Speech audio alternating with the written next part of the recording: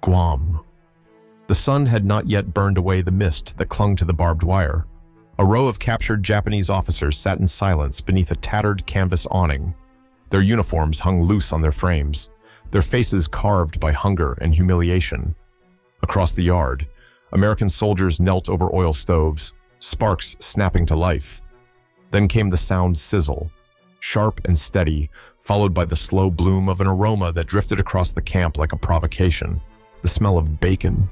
It was thick, warm, defiant an insult wrapped in grease and smoke. To men trained to see pleasure as weakness, it was the scent of surrender.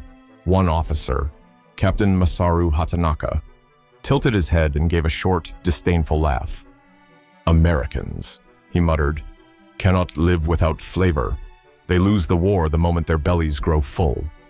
His tone dripped with the same pride that had carried him through sea battles and starvation alike, the pride of a warrior who believed self-denial was sacred. But something about that morning unsettled him.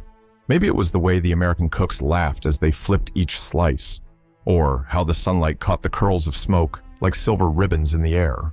Maybe it was the absurd contrast, a nation that could spare its soldiers bacon in the middle of a world war.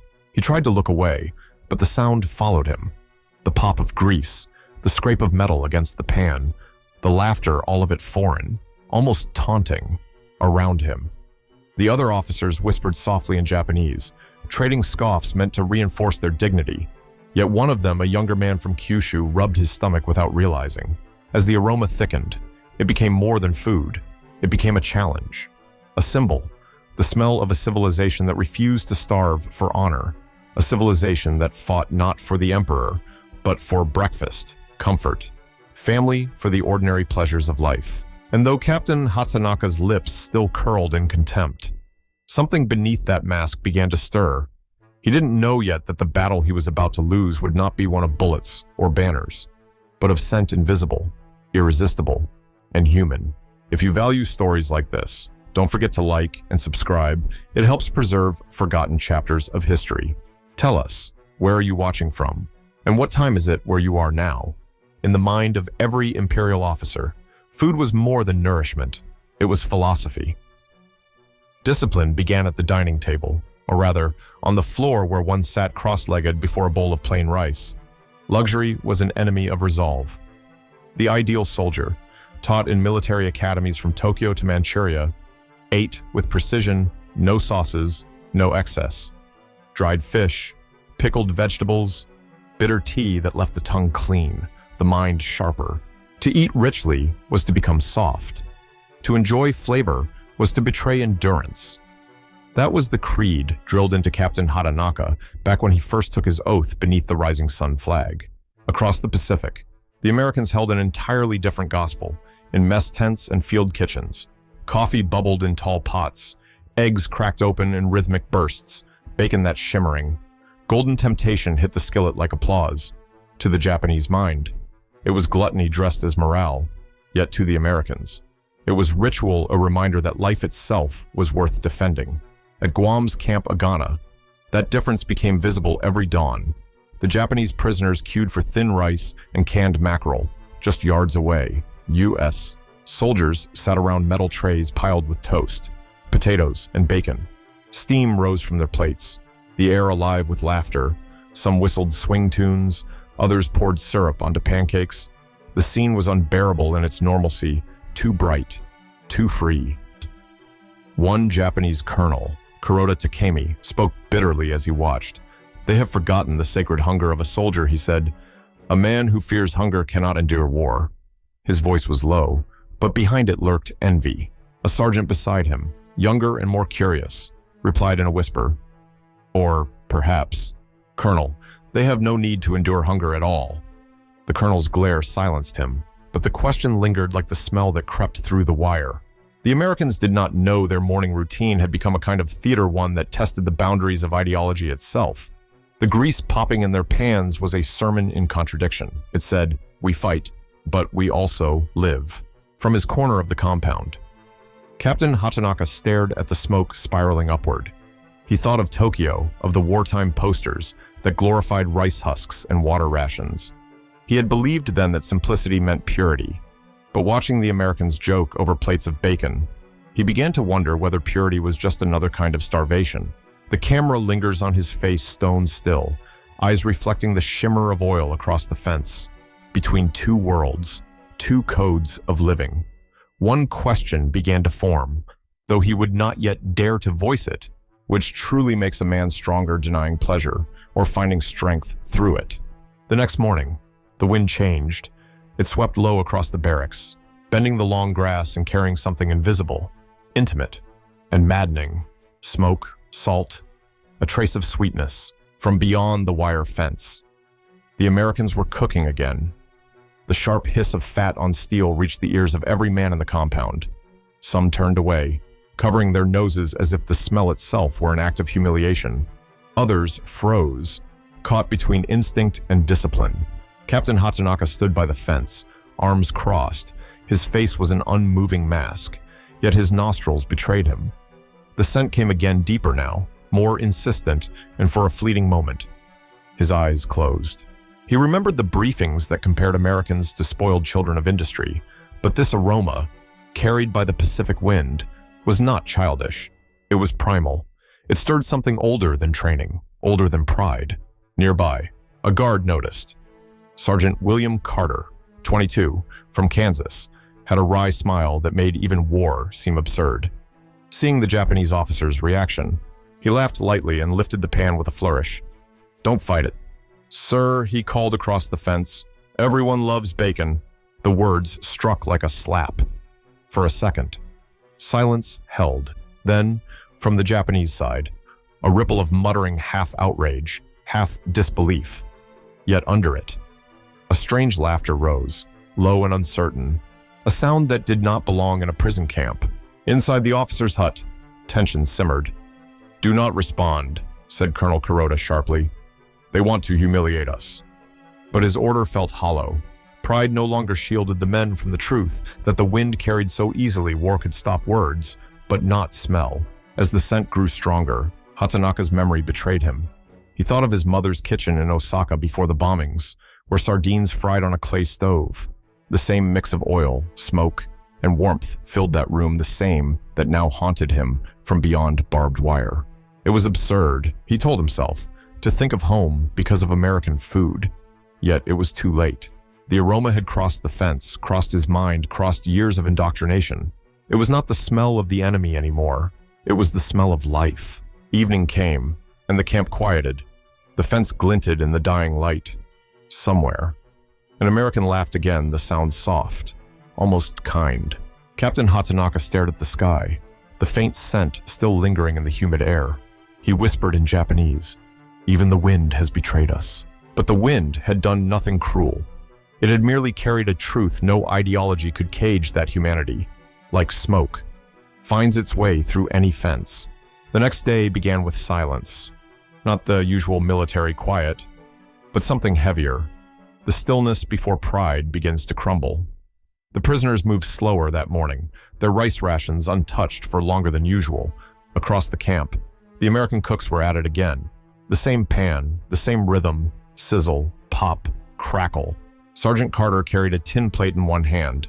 On it lay several strips of bacon, glistening in the sunlight like molten copper. He walked to the fence, knelt, and placed the plate on the ground. No words, no invitation, just a nod. Then he walked back, leaving it there like a peace offering no one dared to touch. From the shade of the barracks, the Japanese officers watched. Colonel Kuroda's eyes narrowed, his jaw tightened. The men waited for his command, but none came. Captain Hatanaka stood behind him, silent, torn between curiosity and shame. The smell rose again, dense, tangible. Minutes stretched. A fly buzzed. The Americans had returned to their laughter. Still, the plate remained. The first man to move was the oldest among them, Commander Ishikawa, once a naval instructor at Yokosuka, now reduced to prisoner number 1149. He stepped forward, his cane sinking into the dust. His hands trembled as he reached the fence, his shadow merging with the shadow of the barbed wire. He knelt, hesitated, then picked up one strip of bacon. The grease left a dark stain on his fingers. For a moment, the entire camp stopped breathing. Even the guards said nothing. He took a bite, The sound was faint, a soft crackle between his teeth, but it broke the silence like thunder. No one spoke. The smell, the taste, the act itself, all of it collided into something wordless. The sound of distant oil popping filled the space between the two sides, like a quiet drumbeat of surrender. The colonel looked away, his eyes burning not with rage but confusion. Captain Hatanaka's throat tightened. He expected to feel disgust. Instead, he felt the strange ache of recognition. That day, no speeches were made, no propaganda was shouted. The only noise that lingered was the faint hum of the stove and the low whistle of the island breeze. For the first time, there was no enemy, no honor, no us versus them. There was only silence, thick, immovable, and sacred. As the sun sank, the plate was empty. Commander Ishikawa set it gently back on the ground. His lips moved in a whisper the Americans could not hear. Later, one guard swore he saw tears glint in the old man's eyes. That night, even the proudest men in the barracks could not sleep. They would not admit it aloud. But something had shifted, something more profound than defeat. Pride had cracked, just slightly, under the weight of a simple meal. By the fifth day, something inside Captain Hatanaka had changed. He could not name it, but it hovered in the air like the smoke that now no longer offended him. That morning, when the scent drifted again, it no longer smelled like mockery. It smelled familiar. He watched as the Americans cooked, their sleeves rolled up, sweat glistening on their forearms, movements casual, unhurried. The sound of grease popping seemed almost comforting. Then, without knowing why, Hatanaka closed his eyes, and suddenly, the years fell away. He was back at Truk Lagoon, 1942, the naval base alive with confidence. He had written a letter home that morning, just before boarding his ship. Mother, he had written, the sea smells of promise today. He could still see her in the doorway, frying fish for breakfast, the same scent of oil and salt clinging to the air. He had not seen her again, now on Guam. As the first bite of bacon touched his lips, a piece offered quietly by Sergeant Carter. No words exchanged, tears welled unbidden. It was not hunger that broke him. It was memory. The taste of salt and fat pulled him through time, back to his mother's kitchen, back to being human again. The young sergeant noticed but said nothing. He merely watched as the Japanese officer lowered his head and whispered, "Oka-san, mother." The other prisoners averted their gaze, uneasy with emotion in a place built on control. But one younger lieutenant, unable to resist, asked softly, "Does it taste good?" Hatanaka looked up, his eyes red but calm. "It tastes," he said, "like something I thought we destroyed." That night, he wrote in the corner of an old notebook he'd hidden from inspections, "The enemy feeds us not only food, but reminders that we were once sons, not soldiers. I fear that memory more than hunger." Across the camp, a radio played faint swing music. The war was ending elsewhere, Okinawa fallen, Tokyo burning, but here, time had slowed. The Americans ate in laughter. The Japanese officers stared into silence. Two worlds only yards apart. Yet one scent connected them both. And as Hatanaka lay awake under the island's stars, he realized something profound. The greatest threat to his ideology was not American weapons, nor their victory speeches. It was their humanity, the ordinary, disarming warmth of people who still found joy in food and fellowship. When was the last time you remembered a scent that pulled you back through time? Tell me in the comments, because sometimes history lives not in textbooks, but in the smell of something frying. The next morning dawned soft and golden. The sea breeze carried the faint murmur of palm leaves brushing against the barracks roof. The war felt far away now, as though the island itself had grown weary of cruelty. Sergeant Carter was back at the stove, turning bacon with the calm precision of habit. He saw Captain Hatanaka standing near the fence again, not with defiance this time, but with quiet composure. For a long while, neither man spoke. Then Carter gestured toward the spare stool beside his stove. "You can sit if you want. The smell's better up close." To everyone's surprise, Hatanaka walked forward, slowly. Measured steps, the march of a man crossing a border drawn not on maps but in pride. He sat. The stool creaked under his thin frame. Carter smiled faintly. "The smell makes home feel closer," he said, flipping a slice. "My wife used to make breakfast every Sunday. Bacon, eggs, Coffee whole kitchen singing. Hatanaka watched the grease bubble, reflecting light like small suns. In my country, he said quietly, we were taught to reject such indulgence.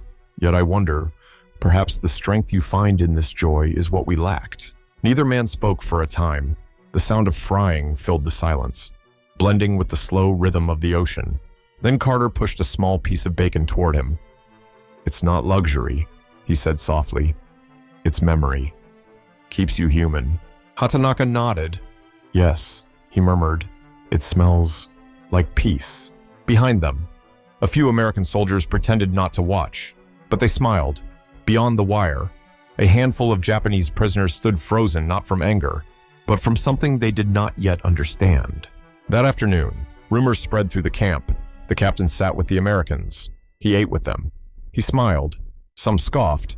Others stayed silent. A few felt envy not for the food, but for the freedom it symbolized. That night, Hatanaka wrote again. The enemy's kindness is harder to resist than his strength. Their laughter disarms more effectively than their rifles. War had made him believe that respect was a finite resource, something earned through power. But in that moment, watching Carter wipe his hands on a towel and hum an old tune, he discovered another kind of respect, one born of empathy, not dominance. And now I ask you, viewer, when was the last time you saw compassion change someone not through words, but through a simple gesture? Share your thoughts below. Because sometimes history turns not on great speeches, but on quiet acts over a hot pan. August 1945. The war had ended, but the island remained heavy with memory. The news of Japan's surrender reached Guam on a humid afternoon, carried by a trembling radio and the sound of distant cheering. The prisoners stood still as if time itself had paused. For the first time, they were free, yet freedom felt weightless, uncertain. That evening, the Americans prepared one last meal before repatriation began. It was simple bacon, eggs, bread, and strong coffee. Sergeant Carter cooked silently, his movements slower, more deliberate. Captain Hatanaka approached once again, not as a prisoner now, but as a man stripped of rank and armor. He inhaled the familiar scent, the same that once insulted him, tempted him, humbled him. This time, it felt different. No longer defiance, no longer curiosity, just peace. Carter handed him a plate. Last breakfast before you go home, he said. Hatanaka took it with both hands and bowed slightly. Thank you. I once thought this smell was weakness. Now I think it is strength. They ate together under the fading light. The other prisoners joined slowly, cautiously one by one, until the yard filled with quiet clinking of utensils and the low hum of conversation. No fences in that moment, no uniforms, no side, only men who had survived, sharing the one thing that transcended ideology, the simple act of eating together.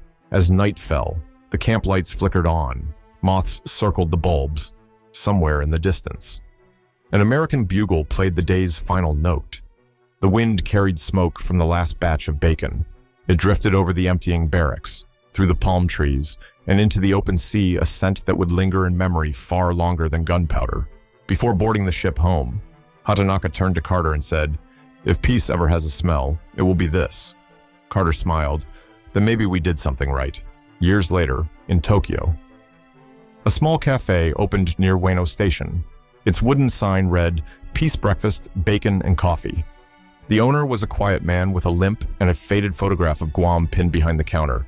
Each morning, as he fried the first slices of bacon, he paused, inhaling deeply, eyes closed. The sound, the scent, the warmth, they were his prayer. His reminder that even in a world once consumed by hate, humanity could survive in the simplest acts. For some, peace is silence. For others, it's a treaty or a flag. But for one man, it was the smell of bacon rising through morning air, a fragile, beautiful proof that the ordinary could outlive the war. When wars end, nations rebuild cities, write histories, and bury the dead. But what they rarely speak of are the smaller salvations, the private awakenings born in places no camera ever reached. Guam was one such place. There, a smell changed the course of one man's heart, and perhaps reminded others that victory means nothing without empathy. Captain Masaru Hatanaka never wrote another diary after returning home, but the cafe he opened became a quiet sanctuary for American veterans passing through Tokyo in the 1950s. Some recognized him from the camp, and he never denied it. He simply cooked, served, and smiled as if each breakfast were an unspoken apology to the world.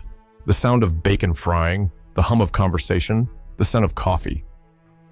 These replaced the echoes of gunfire in his dreams, and when asked why he named his place Peace Breakfast, he would answer softly, because peace should be something you can smell before you see it. Perhaps that is the final lesson of this story, that humanity survives not in grand monuments or speeches, but in the warmth of an open pan, a shared meal, and the courage to let kindness cross a fence once meant to divide.